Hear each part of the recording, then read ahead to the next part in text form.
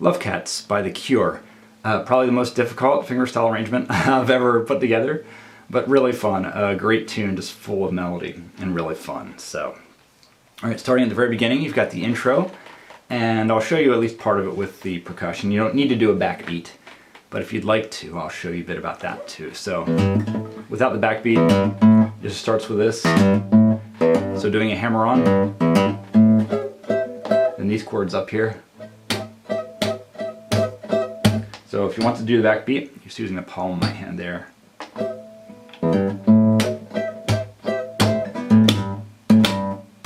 Okay, what I'm doing here is I'm hammering on the A first, then slapping on the G, then plucking the F, then plucking the A minor, and again slapping on the G.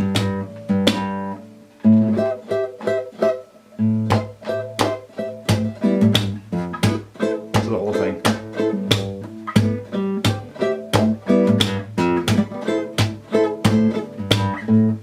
Okay, that's the intro.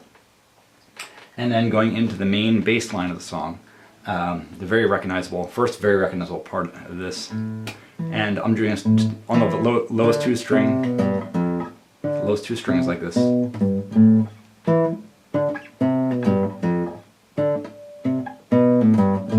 Doing this pull off. Okay, so we're going to practice that. That's really the heart of the song.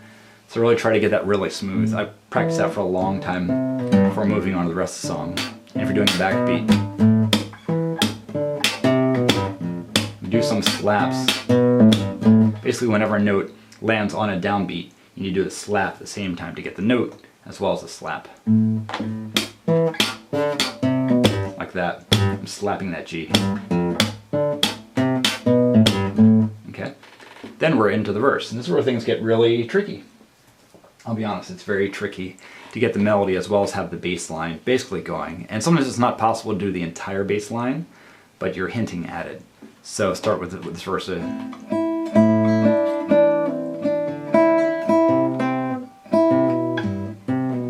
this is what you want to imply is this, that part of it.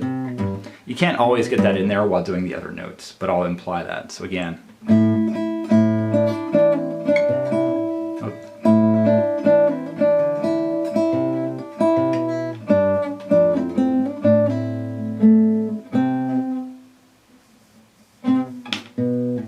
And then the end of it. The turnaround before the next part. Doing this E.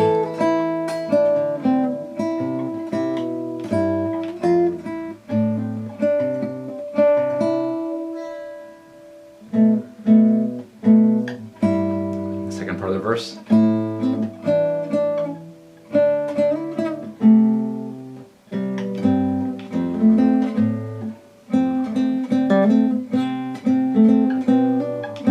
Okay, and you hear some dissonant notes in there, but they just happen for a second before going on.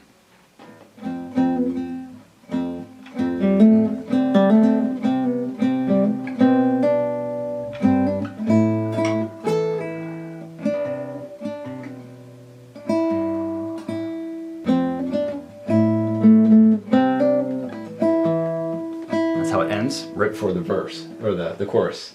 The chorus is a little bit easier than the verses, but still plenty of moving around. So, forming the C chord.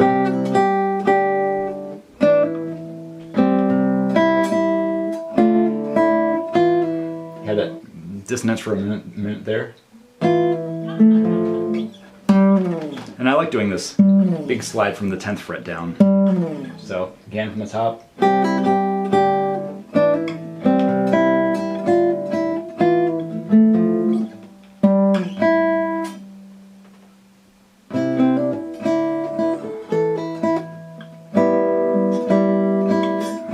Very end you have these three chords. And I think it really helps illustrate the end of the chorus and really ramps up the energy. So it's good to get those chords to... It's actually a bit more complex than the original song, but I think it adds a nice thing to it. So this D minor, this A minor 7, this F, and this G. We're at the end of the chorus. Or basically going back to the intro.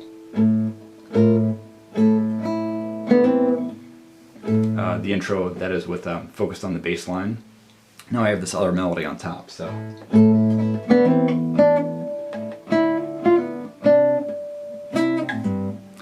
Now I did this big stretch just to get that, the pull off in there.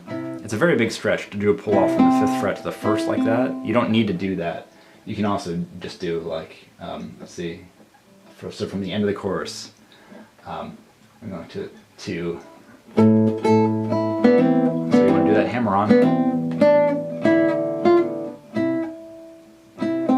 That's what I'm doing. You can also just do this instead of.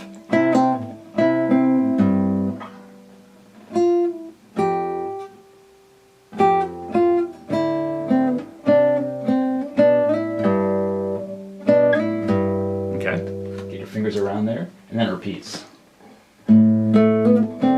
But now you don't have that hammer on in the beginning because you're not coming out of the chorus.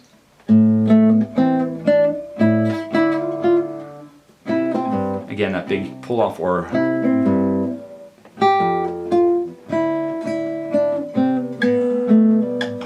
into the second verse. Basically the same as the first with just some slight variations.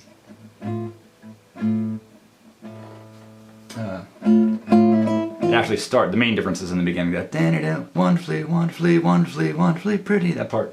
And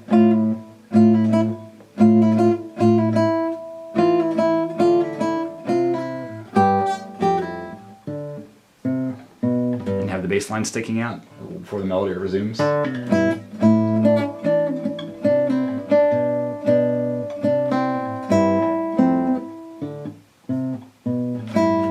Okay, second part of the verse.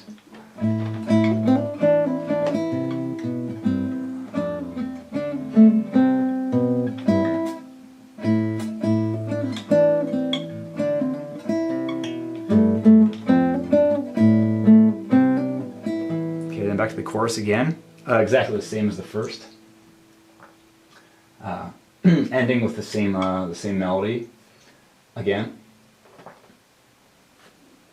except now when you end up with the chorus at the very end, you Lovecats, then you have this little kind of break, and if you're doing a backbeat, you have this little bass line. If you're not doing the percussion, it's fine. You just do.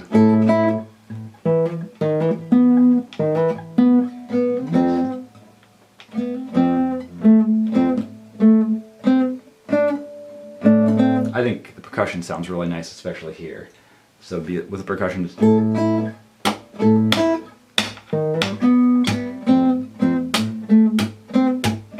There's no bass under that.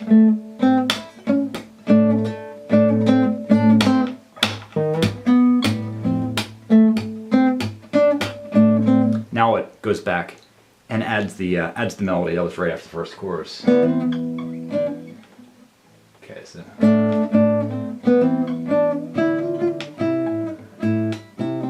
or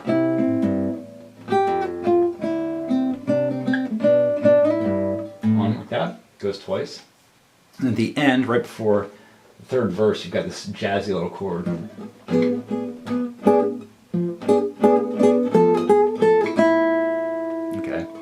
So right out of it.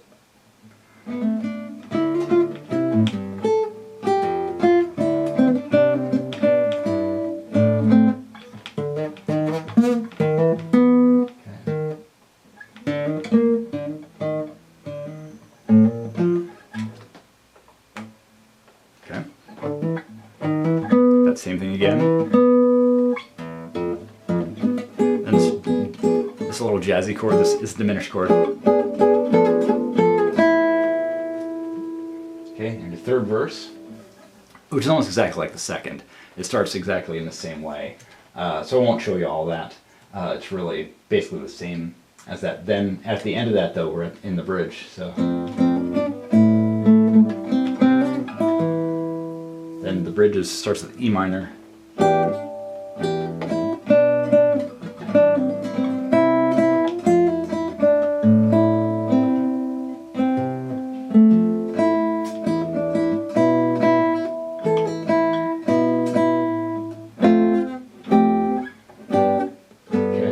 these chords at the very end of it.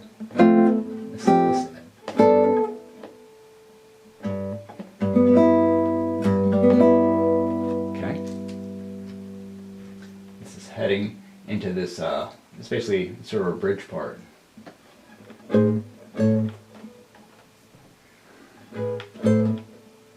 It sort of echoes the that little break after the second verse.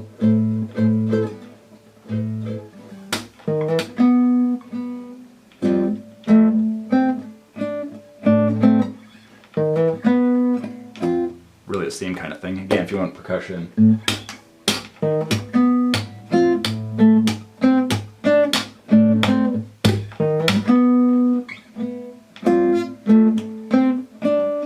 Again, the post-chorus melody.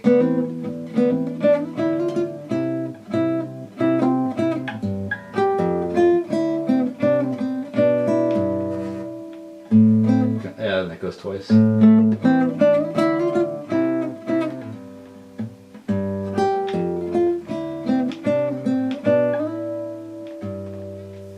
Then it goes into this sort of walking bass, this very jazzy part. And what I do when I actually move my hand like that, to make kind of like a brushes sound while I'm hammering on the bass line here. You don't need to do that, but what I'm doing here is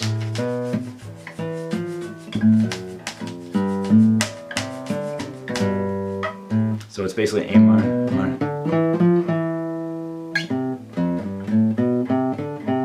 Like that. So hammer on.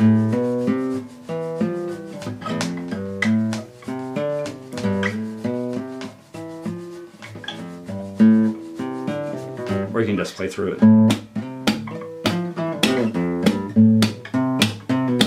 With percussion or without.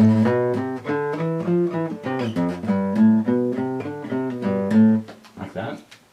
Okay. And we're getting to the very end here after that. Let me go to this very jazzy part. It definitely has some dissonance in it, but because it moves along, you don't really hear the dissonance as dissonance. So it goes... You're basically keeping this chord over the bass line.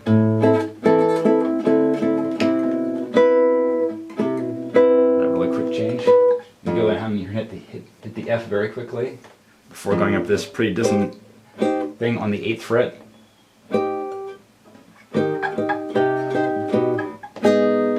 Like that. So the whole thing.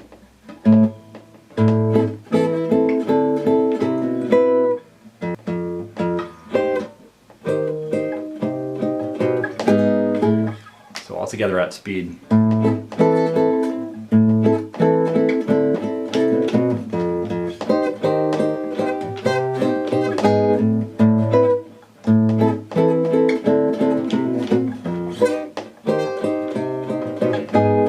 Like that. And that sliding is really important too. And it basically continues on that until the very end. You repeat that a couple times, and then you have this ascending thing over E. And it's very swingy.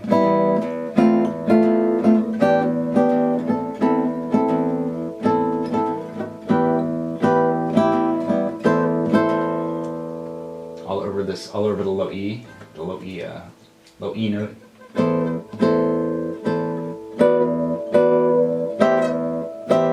And then all the way over the 17th fret, a bar there. If you have a cutaway, it makes it easy. If you don't have a cutaway, you're going to stretch way up there. And ending on a big A minor. That is it. It's packed with melody and tricky stuff, but it is quite a great pop composition, and I think it's worth it, whether you use the percussion or not. Please let me know if you have any questions. I know there's a lot of stuff packed in here, but thanks so much for watching.